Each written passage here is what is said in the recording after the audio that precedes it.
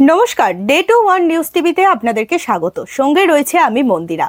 আজকে আবারও চলে এসেছি একটি বিশেষ প্রতিবেদন নিয়ে। সুস্থ থাকবেন আপনারা, তার দায়িত্ব নেব আমরা।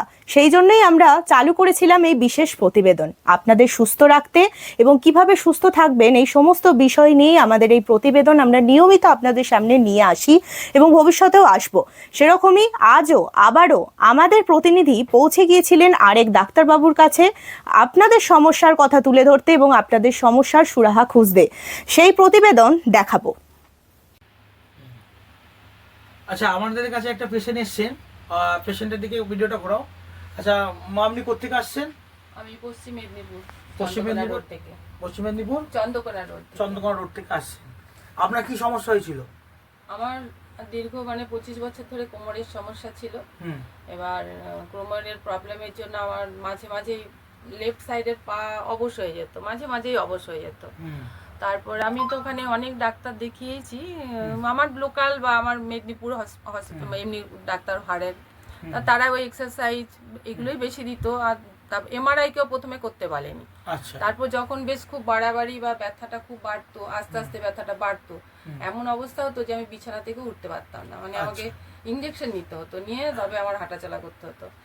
তারপর এইভাবেই চলছে। আর যেহেতু সার্ভিস করতাম, বেশি তো কোথাও যাওয়াও হয়নি। যখন রিটায়ার করলাম, রিটায়ার করার পর ভাবলাম যে না, তাহলে এবার চিকিৎসা করার দরকার আছে। তা প্রথম ওখানে ভুবনেশ্বর এমসে গেলাম। ভুবনেশ্বর এমস? হ্যাঁ, ওখানে গিয়ে ভুবনেশ্বর এমস এখানে কি রিপোর্ট আছে? আছে রিপোর্ট এখানে বোধহয় আনিনি ওদের। আচ্ছা, এমস এর এটা দেখান। হ্যাঁ, এখানে আমি এমস, এই যে দিল্লি এমস এর রিপোর্টগুলো আছে। দিল্লি এমস এর রিপোর্ট উনি গেছিলেন, দিল্লি এমস এর পুরোটা দেখাও। দিল্লি এমস এ দেখিয়েছেন উনি, তাই তো? এমসটাকে দেখাও। দিল্লি এমস এ দেখিয়েছেন, আর কোথায় দেখিয়েছেন? দিল্লি এমস এ, তারপর ভুবনেশ্বর এমস এ, আর এই রুবি জেনারেলেই দেখিয়েছিলাম। আচ্ছা, অর্থোপেডে বা নিউরো সার্জনকে দেখিয়েছিলাম। তা উনি আমাকে দেখে বললেন, ব্যথার ওষুধ দিয়েছিলেন আর এক্সারসাইজ করতে বললেন। তো আমি ওষুধ খেলে ওষুধ ঠিক স্যুট হচ্ছিল না। তারপর আমি আবার গেলাম যে আমার তো ব্যথা কমছে না, আর ওষুধ খেয়ে আমার বরঞ্চ শরীরে নানা রকম সমস্যা হচ্ছে। তো উনি বললেন, তাহলে আপনার এটা অপারেশন ছাড়া আর কোনো গতি নেই, আপনার বলেই দিলেন যে আপনার ওটা অপারেশনই করতে হবে, আপনি সেভাবে প্রস্তুতি নেবেন, অপারেশন ছাড়া কিছু হবে না। তারপর আমার ভাই দিল্লিতে থাকে, ভাই বললো যে না, অপারেশন তো কোমরের একদমই করা চলবে না, তুই এক কাজ কর, দিল্লি চলে আয়, আমি এখানে এমস এর ব্যবস্থা করে তোকে দেখাই, কি বলে তারা, কি বলে দেখি, তাদেরও একটা ওপিনিয়ন নিই আমরা, তারপর চিন্তা ভাবনা করবো। তারপরে দিল্লি গেলাম, দিল্লি গিয়ে ওখানে দেখানো হলো ডাক্তার। ওরা প্রথমে 2-3 বার গেলাম, মানে ধরুন 1 মাসের ওষুধ দিচ্ছে, কখনো 2 মাসের, 3 মাসের, এরকম করে গেলাম 3-4 বার। যাওয়ার পর লাস্ট যখন জিজ্ঞেস করছে আপনার ব্যথা কেমন, আমি বলছি ব্যথা তো আমার একদম কিওর হচ্ছে না, আর মাঝে মাঝে ব্যথা আমার বাড়েই, আর এক্সারসাইজও করছি, হয়তো অসহ্য যেটা সেটা আর হয় না, কিন্তু ব্যথা আমার কমেনি, ব্যথা ঠিক আছে। তখন বলছে তাহলে আপনার ঠিক আছে, আমরা আপনাকে পেইন ডিপার্টমেন্টে পাঠাচ্ছি, পেইন রিলিফ ডিপার্টমেন্ট, সেখানে পাঠালো।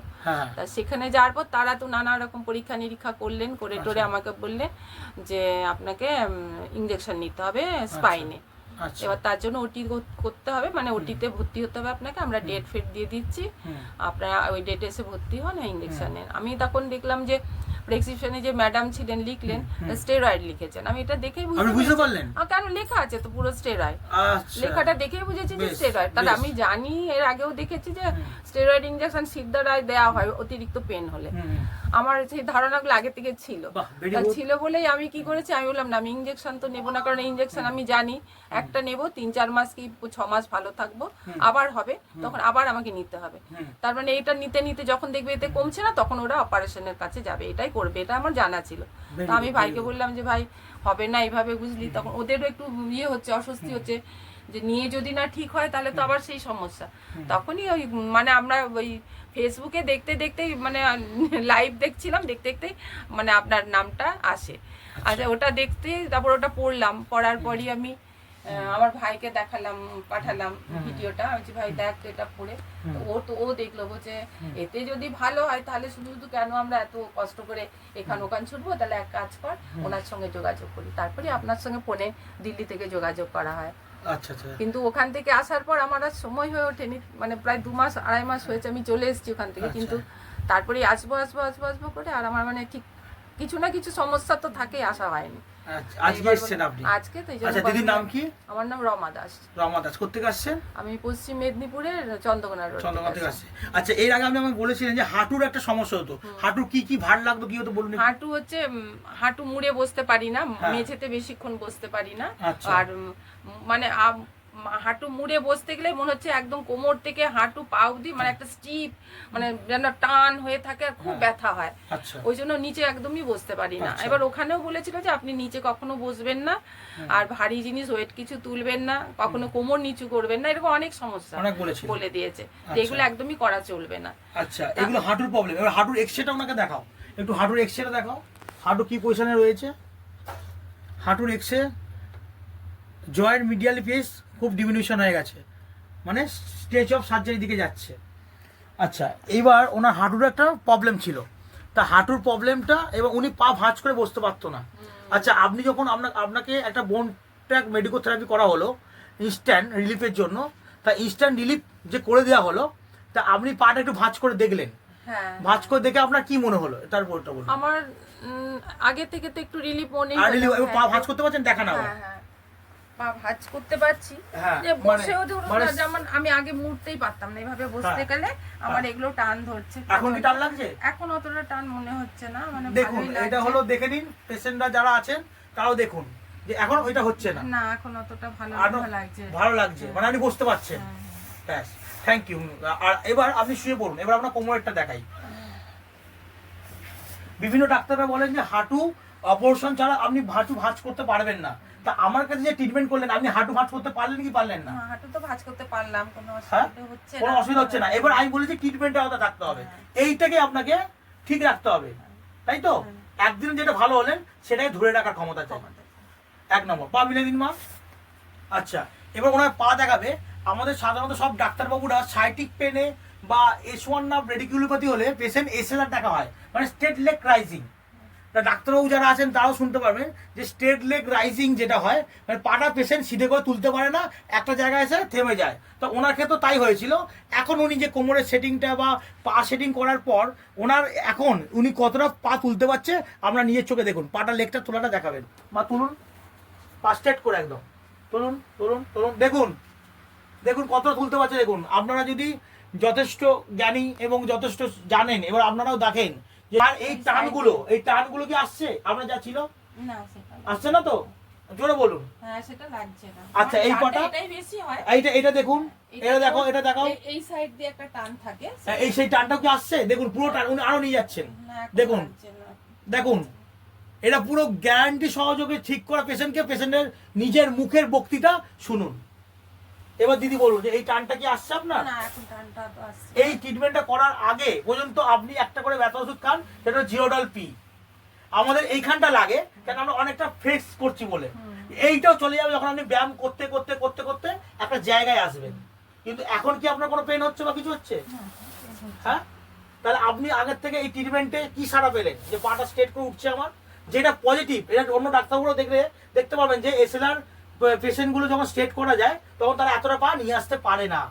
তা এইটাই হলো প্রুফ, এটাই হলো প্রুফ যে এতটা পাটা তারা নিয়ে আসতে পারে না। তা আপনি নিজের চোখে দেখে আপনি কি বুঝলেন? না, আমার তো মনে হলো যে আমার মানে আগে থেকে অনেকটা রিলিফ মনে হচ্ছে। হ্যাঁ, আপনি নিজের পাটা নিজে নিতে পারছেন তো, তুলতে পারছি, আমার কোনো মানে অসুবিধা ইনস্ট্যান্ট নেই। কিন্তু কথা বলছি আমি। হ্যাঁ, এরপরে কে কি নেগেটিভ কথা বলবে আমি বলবো, শুনবো না। হ্যাঁ, আমার সামনে আপনি কত কি করতে পারলেন বলুন। হ্যাঁ, আমি মোটামুটি এখন পাটা আমার আগের থেকে অনেকটাই রিলিফ মনে হচ্ছে, বা আমি তুলতেও পারছি, পাটাকে সোজাও করতে পারছি। কথাটা ভয়েসটা সামনে নিয়ে আসো, ওনার ভয়েসটা দাও।